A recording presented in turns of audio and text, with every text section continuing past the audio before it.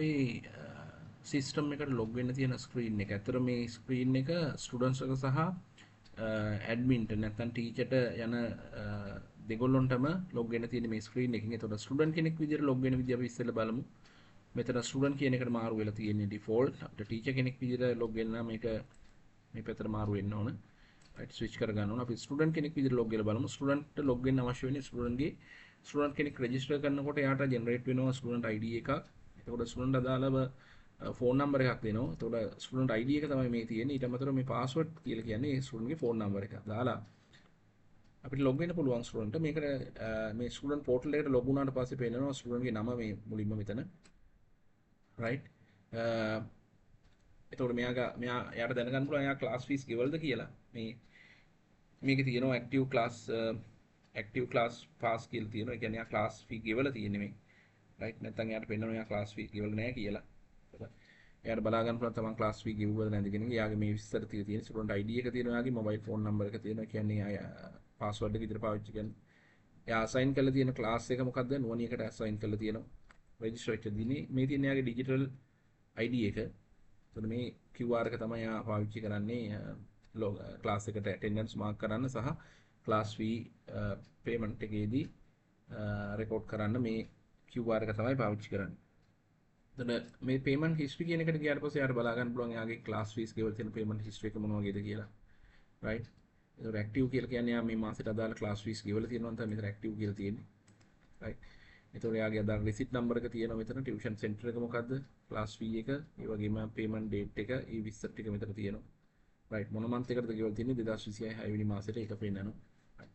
එතකොට මේ payment history එකේ පෙන්නන්නේ ක්ලාස් ෆී කොහොමද ඒ ළමයා ගෙවලා තියෙන්නේ කියන එක. මේක ඇත්තටම ස්ටුඩන්ට් අපේ පද්ධතියත් එක්ක නැත්නම් අපේ සිස්ටම් එකත් එක්ක රෙජිස්ටර් වෙන හැම ස්ටුඩන්ට් කෙනෙකුටම මේ වගේ ලොග් වෙන්න පුළුවන්. තමන්ගේ පෝර්ටල් එකට ලොග් වෙලා තමන්ගේ හිස්ටරි පේමන්ට් හිස්ටරි එක ඒ වගේ දේවල් බලා ගන්න හැකියාව තියෙනවා.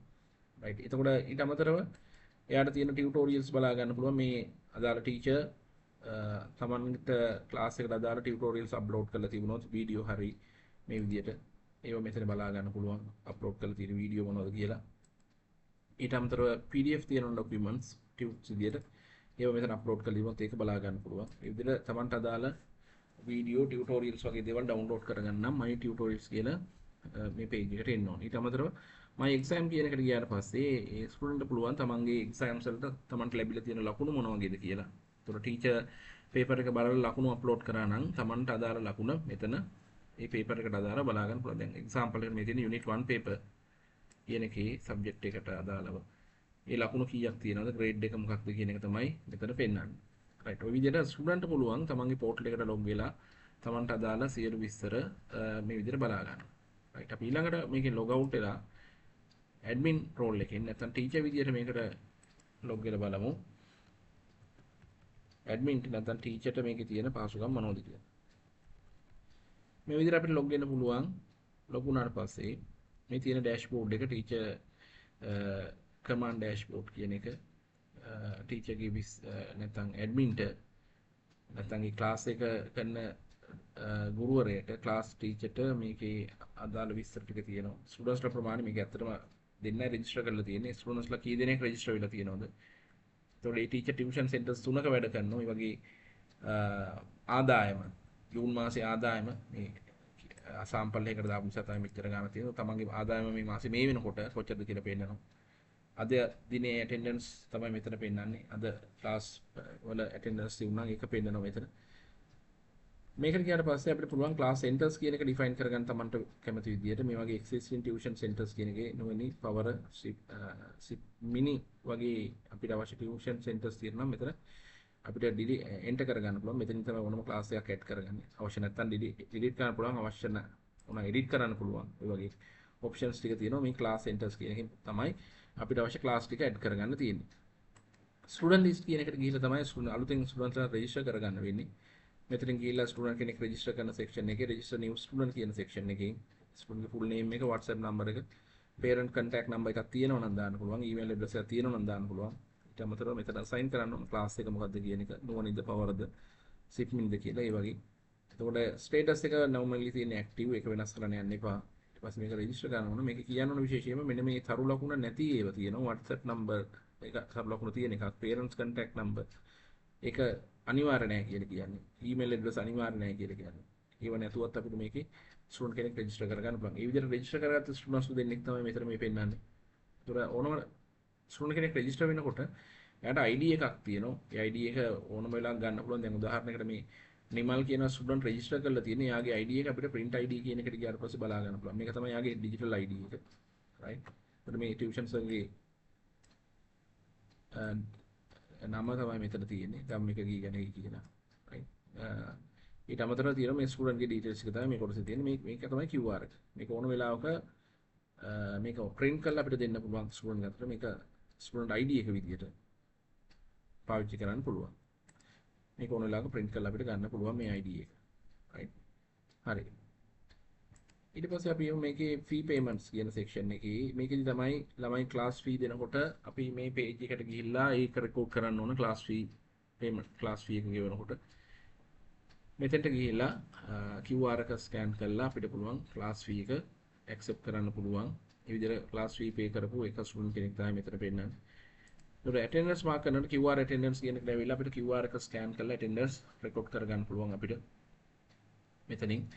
මෙතෙන්දී පුළුවන් විශේෂයෙන්ම මේකේ රෝල් දෙකක් තියෙනවා. checker කියන රෝල් එකට විතරයි මේ attendance mark කරන්න දෙන්නේ. ඒ කියන්නේ checker කියන රෝල් එකට attendance විතරයි mark කරන්න පුළුවන්. අනිත් settings වලට යන්න බෑ. check එයාට පුළුවන් එයාගේ mobile phone එක පාවිච්චි කරලා විශේෂයෙන්ම QR එක scan කරගන්න. එයාට වෙනම අර QR code එකක් code reader එකක් දෙන්න අවශ්‍ය නැහැ. right? තමන්ගේ phone එකෙන්ම ඒක scan කරවන්න පුළුවන් ළමයිගේ card එක. right? ඊට අමතරව ඕනනම් QR code reader එකක් තියෙනවා නම් ඒක පාවිච්චි කරලා මෙතෙන්දි scan කරගන්න පුළුවන්. right? හරි. ඊට පස්සේ attendance logs කියන එකට ගියාට පස්සේ තමයි ළමයිගේ attendance බලා ගන්න පුළුවන්. එන්නේ මේක අද දවසේ මේ attendance mark කරලා නැති හින්දා sample එකකට පහුගිය 25 වෙනිදා දාපු attendance එකක් තිබුණා. මේ තියෙන 25 වෙනිදා attendance record කරපු විදිය. right? මොන class එකේද කියලා පෙන්නනවා ඔය විදියට. අපිට ඕනම් filter කරගන්න පුළුවන්. මෙතන මේ classes ටික තියෙනවා. අවශ්‍ය ක්ලාස් එක අවශ්‍යම ෆිල්ටර් කරගන්න පුළුවන්. ස්ටුඩන්ට් මැටීරියල්ස් කියන එකේ තමයි ස්ටුඩන්ට්ස්ට අවශ්‍ය මැටීරියල්ස්. ඒ කියන්නේ ගුරුවරයා මම නම් ගුරුවරයා තමන්ට අදාළ ටීචර් තමන්ට අදාළ ටියුටෝරියල්ස් තියෙනවා නම් ඕන නැත්නම් පාඩමට අදාළ මොන හරි මැටීරියල්ස් තියෙනවා නම් ඒව අප්ලෝඩ් කරන්න ඕන. වීඩියෝ PDF ෆයිල් ඒ වගේ දේවල් මේ සෙක්ෂන් එකෙන් ඇඩ් කරන්න පුළුවන්. right? ඒක ක්ලාස් එකට ලිමිට් කරලා ඕනනම් පුළුවන්. ඕනම ක්ලාස් එකකට ගන්න පුළුවන් විදියට ගන්න all tuition classes centers කියලා ගන්න ඕන. නැත්නම් අදාළ ක්ලාස් එක තෝරලා material එක publish කරන්න පුළුවන්. ඔය විදිහට මෙතනින් තමයි මේ අදාළ materials publish කරන්නේ. ඊළඟට තියෙනවා මෙතන exam and marks කියන එකේ දැන් මොන හරි exam එකක් අපිට create කරගන්න ඕන මෙතන create කරන්න ඕන. create කරාට පස්සේ මේ exam එකට අදාළ marks අපිට enter කරන්න පුළුවන්. මේ exam එකක් හදලා තියෙනවා unit 1 paper කියලා. ඒකේ ලකුණු අපිට enter marks කියන එකෙන් ගිහලා මේ විදිහට enter කරන්න පුළුවන්. right? enter කරන්න පුළුවන් grade එකත් assign කරන්න පුළුවන් මෙතනින්. මේ තියෙන එහෙම ලකුණු දාපු එකක්. ඒතකොට මේකේ පෙන්නනවා මේ ළමයි කී දෙනෙක් මේ තියෙන්නේ. මෙයා තමයි වැඩිම ලකුණු ගත්ත කෙනා විදිහට මෙතන රෙකෝඩ් වෙලා තියෙන්නේ. right? හරි. ඊට පස්සේ මේකේ තියෙනවා system users කියන එකෙන් system usersලා වර්ග දෙකක් තියෙනවා. මේකේ admin සහ checker කියලා. මේ තියෙන checker. right? මේ තියෙන admin ඇඩ්මින්ලා ඕන ගානක් හදන්න පුළුවන්. චෙකර්ස්ලාත් හදන්න පුළුවන්. විශේෂයෙන්ම චෙකර්ස්ලා හදන්නේ මේකෙදී ක්ලාස් කාඩ් මාක් කරන්න තමයි අපි චෙකර්ස්ලා හදන්නේ. එතකොට යාලට ක්ලාස් එක ආරම්භයේදී ළමයිගේ පැමිණීම විතරක් ලකුණු කරන්න අවස්ථාවක් තියෙනවා. නැතුව මේ ඔක්කොම settings වලට ළමයි රෙජිස්ටර් කරන ඒවට යාලට යන්න පුළුවන් කමක් නැහැ. ක්ලාස් චෙකර්ට පුළුවන් ඉන්නේ ඒ ක්ලාස් එකේ ළමයිගේ රෙජිස්ට්‍රේෂන් කරන්න විතරයි. කාට හරි ළමයි රෙජිස්ටර් කරන්න ඕන නම් ඒ වෙලාවට එයාගේ රෝල් එක විදිහට සෙට් කරන්න ඕන ඇඩ්මින් කියන රෝල් එක. හරි. ඒක තමයි අපේ සිස්ටම් එක.